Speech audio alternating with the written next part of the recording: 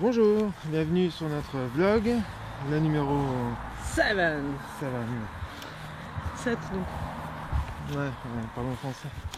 On vous emmène cette semaine en Matésine. On a quitté le Trièves. Ouais, mais on est toujours en Isère. Et on est reçu chez notre ami Johan qui loue des ânes dans les écrins.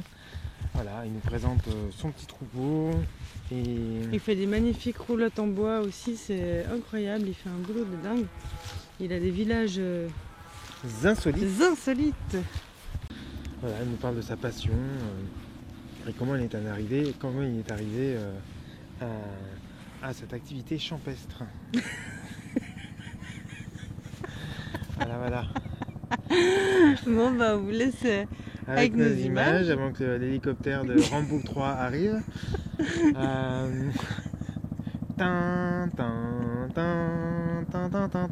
Si vous voulez vous abonner à nos publications YouTube, c'est en bas à droite de l'écran. Et si vous voulez nous soutenir pour la réalisation de ces vidéos, parce que c'est pas toujours facile, et vous pouvez volontiers aller chez Tipeee. C'est là, attends, j'ai des pommes. Là. Bon, bah amusez-vous bien. Et puis à la semaine prochaine pour de nouvelles aventures. Voilà. Bye bye. Bye bye.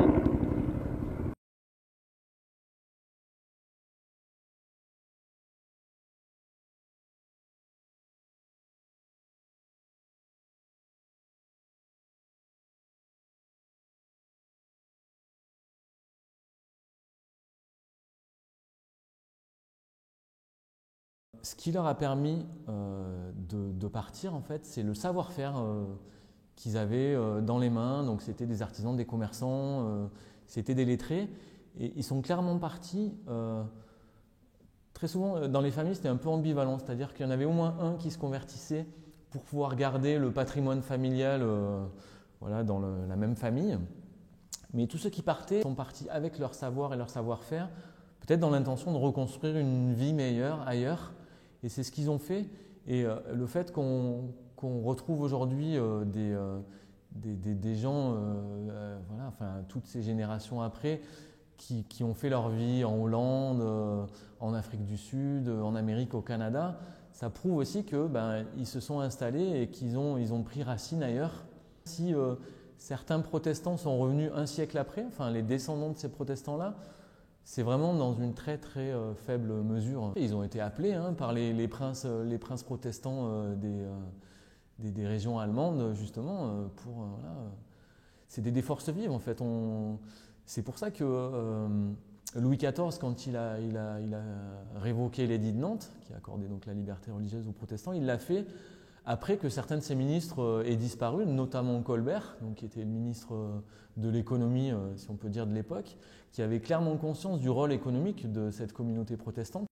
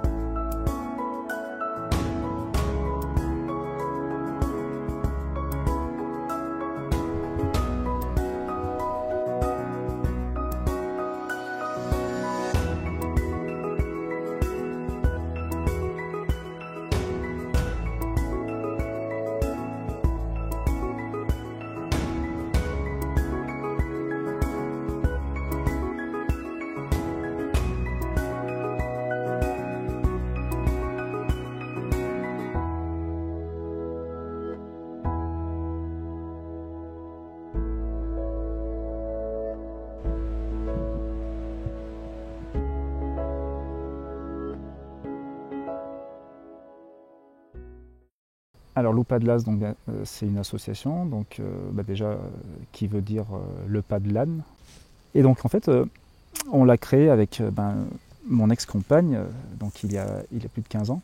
C'était une passion commune, les ânes, bien sûr, mais c'était aussi surtout pour apporter quelque chose qui puisse faire découvrir ce territoire. On a commencé en fait tout simplement avec un seul âne, et c'était voilà, pour se faire plaisir, nous déjà pour pouvoir partir avec notre petit âne qui portait les affaires, et puis découvrir certains coins que l'on ne connaissait pas.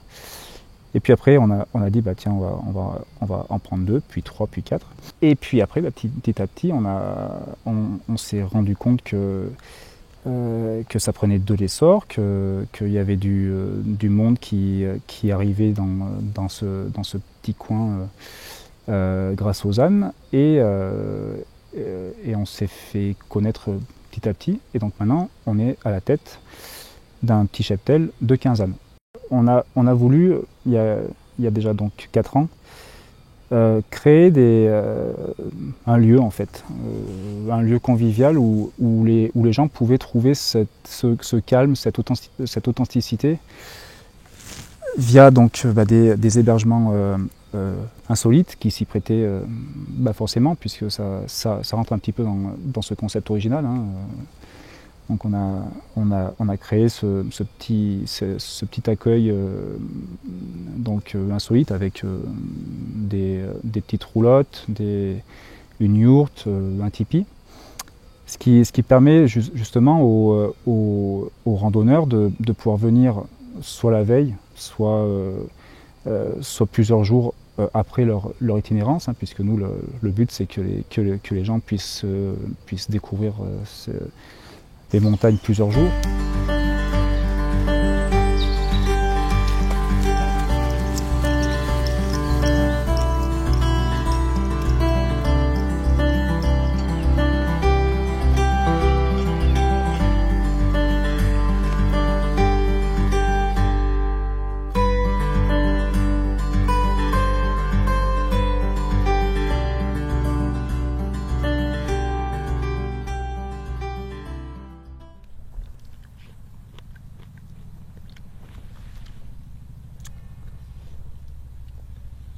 Maquilleuse.